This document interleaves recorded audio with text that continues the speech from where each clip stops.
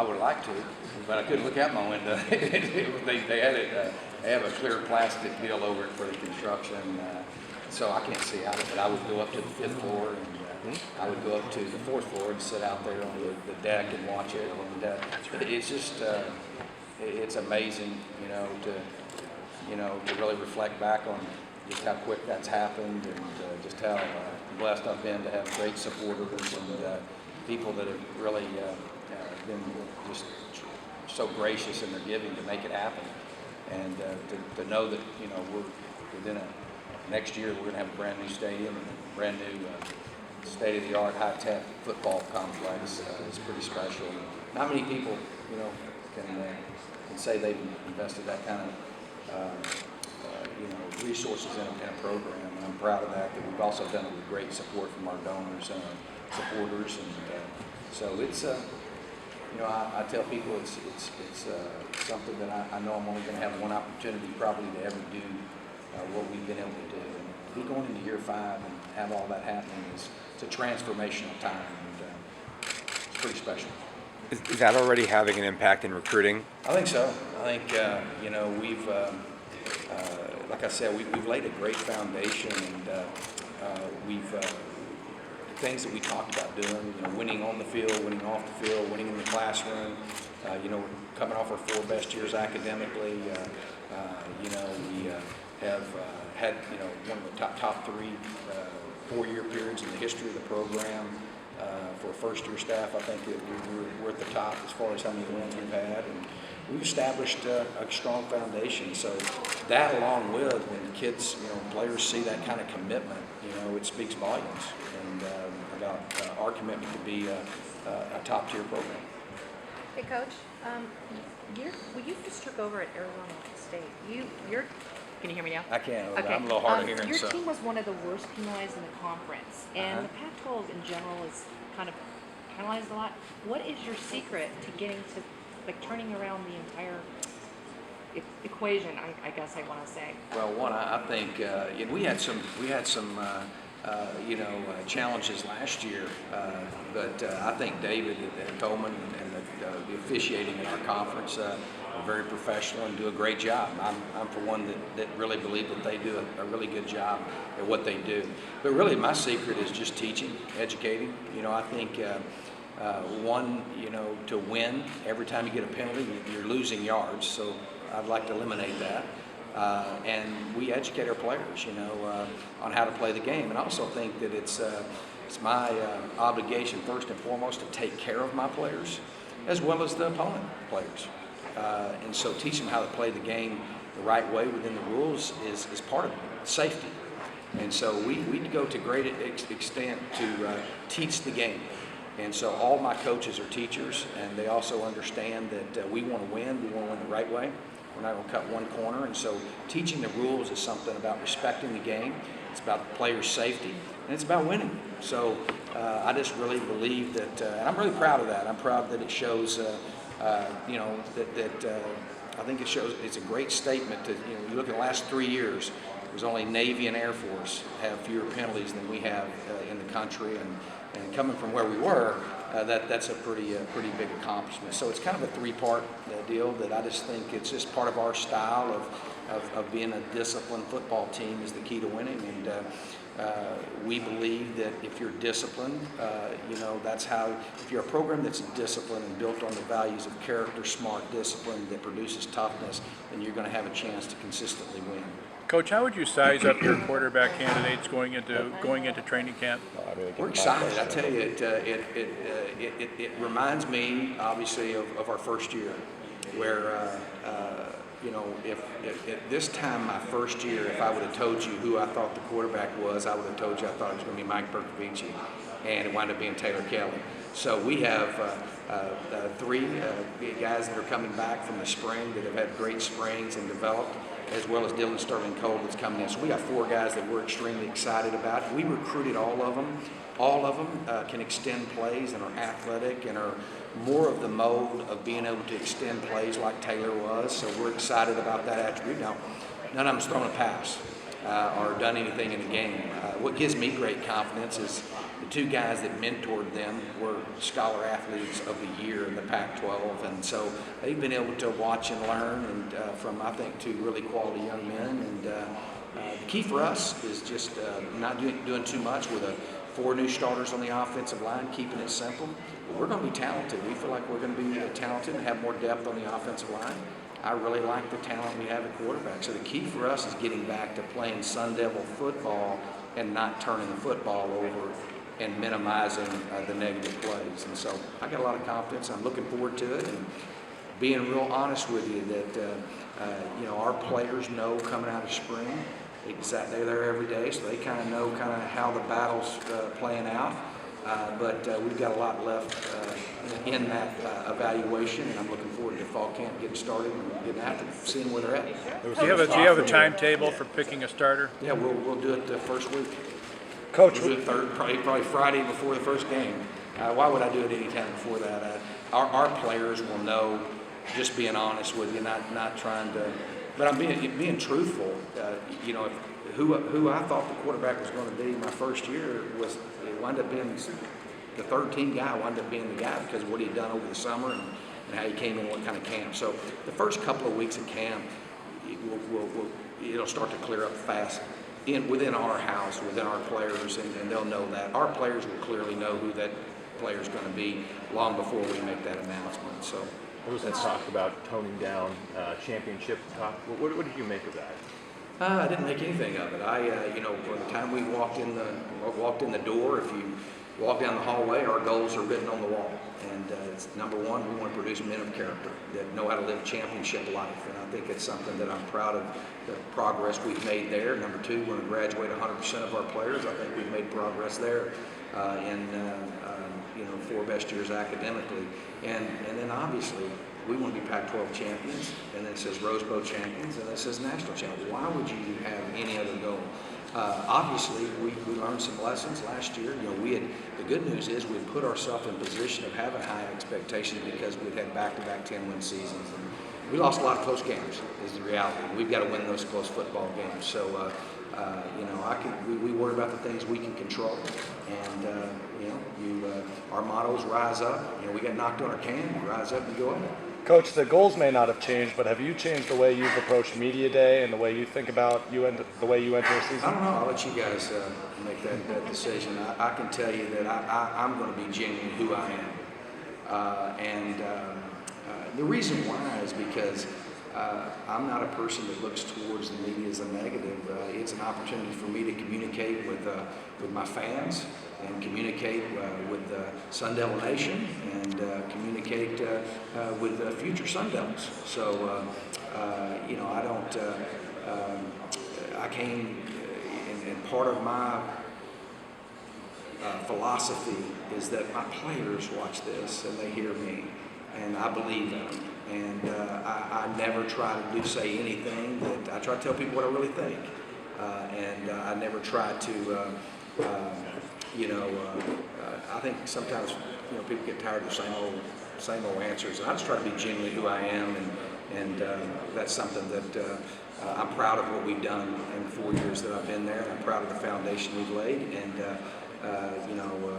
we learned a lot from last year. And what I learned is we got to win the close football games, and so we will proceed with class and character, and that's how I've tried to represent our program. What kind of depth do you expect from JoJo Linder? I'm excited for JoJo. Came in, started as a true freshman. Really, I tell you, Tayshawn's been big, I think, in being a mentor and a leader to him. Just a great young man that has unbelievable talent. And so he's a guy that we're looking to have a big year and needs to, really, I tell him every day, he's a freshman All-American and had a great freshman year, but I'd like for him to jump to having 3 senior years back to back to back. So he's a guy that I think is a guy we'll look to, and a guy that has to be one-on-one. That's the big key for us is probably since 2013 we haven't, had that type of impact. And I do think that we have the guys that can do it. So JoJo is definitely the guy that we look to as a playmaker up front for us. Coach, what do you see as J.J. Wilson's role this season for you guys? One of the things that we've really worked hard to develop is our tight ends. I feel great about our tight end position as a whole.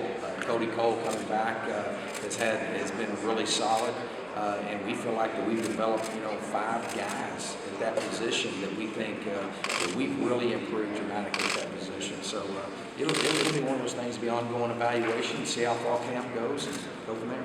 Among your freshmen, Todd, who had the chance to play this first season? There's a lot of guys that that are going to be given a look. The ones that come in that probably have prepared. We've been very impressed, obviously, with the guys and their work ethic and how they've reported and how they've come in, and that'll be a kind of a wait and see deal. I'm excited about that bunch and really excited about how they now just about I think just about everybody in the program we've recruited, and so adding a great deal of great young men of character, and I like the speed that we're bringing in, and so looking forward to hopefully being a faster football team. And I think some of those guys can help us. Coach, what do you make of the media picking you guys 5th in the Pac-12 South? You don't make anything of it. I think that pretty much how the pick is going to go is kind of how last year finished, and so I don't worry too much about where they pick us. It's more important where we finish. So I don't know. I couldn't even tell you. I think the highest we've ever been picked is 2nd, is that right? Or 3rd. It doesn't bother me. I can tell you in this league, if you poll the coaches, it's pretty hard to. There's any team in this league can beat any team on any given Saturday. And the parity in this league, and you just look at last year, we had 5 games that we were winning with 4 minutes left in the game. And so, you have to win the close games. You're going to have a close game every week in this conference. You used to work for Rich Rodriguez at West Virginia, and now you guys are obviously coaching at rival schools. What's your relationship with him like now? He's the head coach at Arizona. I'm the head coach at Arizona State. Obviously, I'm a person that has always been grateful to the people that have, hired me and given me an opportunity in the past. So I've got respect for all the coaches in our league and what they do. But we're obviously fierce rivals and competitors, and that's a must-win for us every year. And so, but I am very grateful and appreciate the opportunity that he gave me back years ago. What excites you the most looking forward to this season? The heart and the character of our team. I'm looking forward to, I think we might have the most inexperienced line. I think that's what I read somewhere. I'm excited about the youth and the excitement around our team, and really, I like the mentality that our team is taking and how they approach spring, and we're pretty motivated. Kind of have a bad taste in our mouth. We've been accustomed to winning those close games, and I think our guys have worked extremely hard to right those issues that we've had, including me.